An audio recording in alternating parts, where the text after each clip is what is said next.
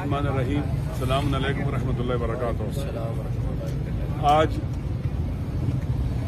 بہت زیادہ گدوں کے بعد میری ملاقات عمران خان صاحب کے ساتھ ہوئی۔ ہم سیشن کورٹ میں گئے، وہاں سے پرمیشن ملی، پھر نہیں ملاقات کرنے دی گئی۔ ہم کنٹمپٹ آف کورٹ میں گئے، پھر اس کے بعد ہائی کورٹ میں گئے اور ہائی کورٹ کے آرڈر پر پھر ہماری ملاقات کی پرمیشن ہوئی۔ میں آج خان صاحب سے ملا مدتوں بعد، کیونکہ پہلے اکثر اور بیشتر جب جاتے تھے ملاقات ہو جاتی تھی، لیکن خان صاحب پہلے سے زیادہ بھی اس وقت وہ طاقتور ہے، پہلے سے زیادہ ہے، وہ اپنے افکار، نظریات اور راہ پر وہ ڈٹا ہوا ہے، ان پر ایمان اور باور یقین رکھتا ہے۔ پہلے سے زیادہ خدا پر ایمان میں اضافہ ہوا ہے، اللہ پر توکل بڑھا ہے، ہمت بڑھی ہے، شجاعت بڑھی ہے، بہادری بڑھی ہے اور امید بھی بڑھی ہے۔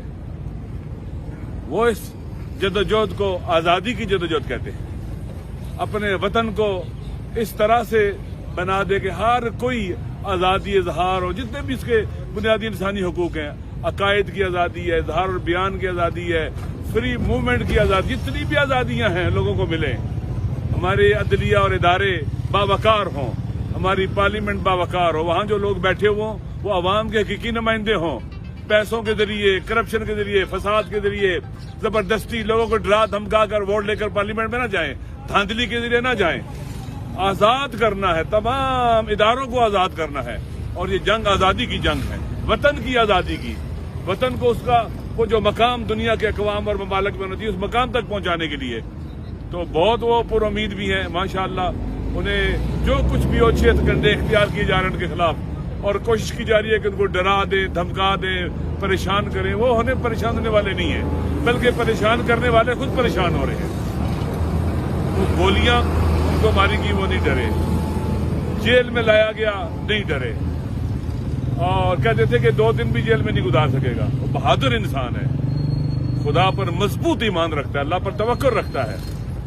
اور آخری بات جو ہوئی تو انہوں نے کہا کہ لوگوں کو پیغام دے دینا کہ ہم آزادی کے لیے اٹھے، یہ آزادی کی جنگ ہے، یہ الیکشن، یہ وہ الیکشن ہے جو وطن کو آزاد کرے گا، غلامی سے نجات دلائے گا۔ غیروں کے غلام بن کے رہنا یہ قرآن کے خلاف ہے، صرف غلامی اللہ کی اور کسی کی غلامی نہیں ہے، بندہ صرف اللہ کا اور کسی کا بندہ نہیں ہے۔ لہذا وہ قرآن کا انہوں نے جو مطالعہ کر رہے ہیں، قرآن کو جو پڑھ رہے ہیں، وہ خود کہتے ہیں کہ میری نالج میں بہت اضافہ ہو رہا ہے۔ تو انسان جب جیل میں جاتا ہے تو وہ سیکھتا ہے، کہتے ہیں مجھے اللہ نے توفیق دی ہے سوچنے کی، فکر کرنے کی، مطالعہ کرنے کی، پڑھنے کی۔ زندگی اتنی ہنگامہ خیز تھی کہ پڑھنے کا موقع نہیں ملتا تھا، مطالعہ کرنے کا موقع نہیں ملتا تھا جتنا چاہیے تھا۔ الحمدللہ عبادت کا بھی بہترین موقع ملتا ہے، قرآن کی تلاوت کا موقع ملتا ہے۔ کہتے ہیں 3 بار قرآن ختم کیا ہے، اس طرح سے پھر اب باقاعدہ قرآن کو تفسیر کے ساتھ اور مفاہیم کے ساتھ پڑھ رہا ہوں۔ یہ ایک انسان ہے جو جیل میں آنے کے بعد خوفزدہ نہیں ہوا، اس کے پلیٹلیٹس جو ہے نا وہ نیچے نہیں گئے ہیں، اور وہ بیمار بھی نہیں ہوا الحمدللہ جیل میں آنے کے بعد۔ وہ صحت مند ہے، الحمدللہ صحت مند ہے بظاہر، تو ڈٹے ہوئے ہیں۔ اور مجھے بھی خوشی ہوئی ہے کہ ہم جس کے ساتھ کھڑے ہیں اور ہم اکٹھے کھڑے ہیں جس جگہ کے اوپر، وہ شخص دلیر ہے، بہادر ہے، شجاع ہے، اپنے وطن کے ساتھ باوفا ہے، اپنی قوم اور ملت کے ساتھ بھی باوفا ہے۔ تو الحمدللہ ایسا شخص کبریت احمر ہوتا ہے، وہ پاکستان کے عوام کو ایک قوم بنانے کا سفر جو ہے جاری کیے ہوئے ہے۔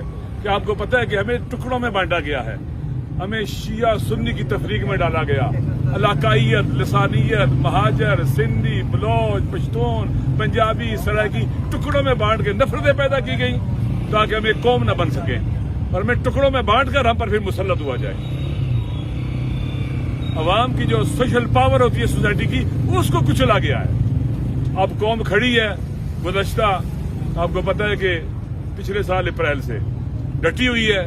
جتنا ظلم ہوتا ہے، جتنی زیادتی ہوتی ہے، جتنے اچھے ہتھکنڈے اختیار کی جاتے ہیں، اتنے ہی پاور کا مس یوز کرنے والے ننگے ہو رہے ہیں، اور اتنے ہی خان صاحب کی پاپولرٹی میں اضافہ ہو رہا ہے لوگوں کے اندر۔ وہ پارٹی سے بھی بالاتر ہے، لوگ اس سے محبت کرتے ہیں۔ اللہ نے بھی کہا ہے کہ جو لوگ اللہ پر ایمان لائے اور اعمال صالحہ انجام دیے، اللہ لوگوں کے دلوں میں ان کی مودت کو پیدا کر دیتا ہے، جو کہ ہمیں کسی کی غلامی قبول نہیں ہے۔ آزادی کی بات کرے، حریت کی بات کرے، شجاعت اور بہادری کی بات کرے، تو ایسا شخص واقعاً پاکستان کی سرزمین پر آپ جانتے ہیں کہ لیڈروں کو آپ جانتے ہیں پاکستان کے جو لیڈر ہیں سارے کے سارے ان کے حلیوں سے آپ واقف ہیں. تو شکر خدا ہے کہ اپنی قوم اور ملت اس شخص کے پیچھے کھڑی ہو گئی ہے جو اس قابل ہے کہ اس پر اعتماد کیا جا سکے. خان صاحب کس سے آزادی چاہتے ہیں؟ کیا انہوں نے کوئی ذکر کیا؟ دیکھیں پاکستان کے اندر قانون کی حکمرانی ہے. ہر وہ فورس جو لاقانونی پھیلاتی ہے اس سے آزادی ہے. پاکستان کے اندر آئین کی حکمرانی چاہیے, قانون کی عملداری. آئین کو جنہوں نے جرگمار بننے سے آزادی, عالمی قوتوں سے آزادی, ان کے ہمارے امور میں دخالت سے آزادی.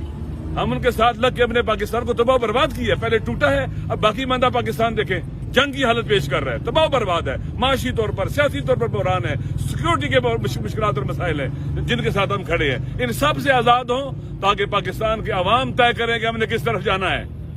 پاکستان کے عوام طے کرے کہ ہماری منزل کیا ہے, راستہ کیا ہے, ہم نے ادھر جانا ہے. نہ یہ کہ ہمارے لیے باہر سے طے ہو جائے اور وہ فیصلہ کریں اور ہم جناب ان کے غلاموں کی طرح سر جھکا کے اس پر عمل کریں.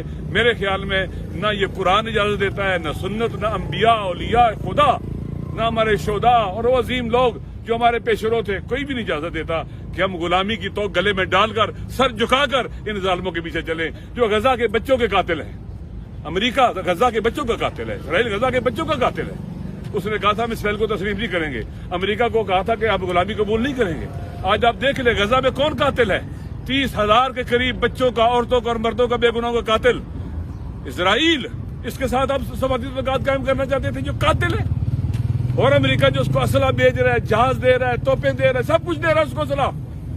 اور امریکی کمانڈ اینڈ کنٹرول سینٹر وہاں بنا ہوا ہے غزہ کے لوگوں کو مارنے کے لیے, ان بچوں عورتوں کو مارنے کے لیے. تو ان سے آزادی.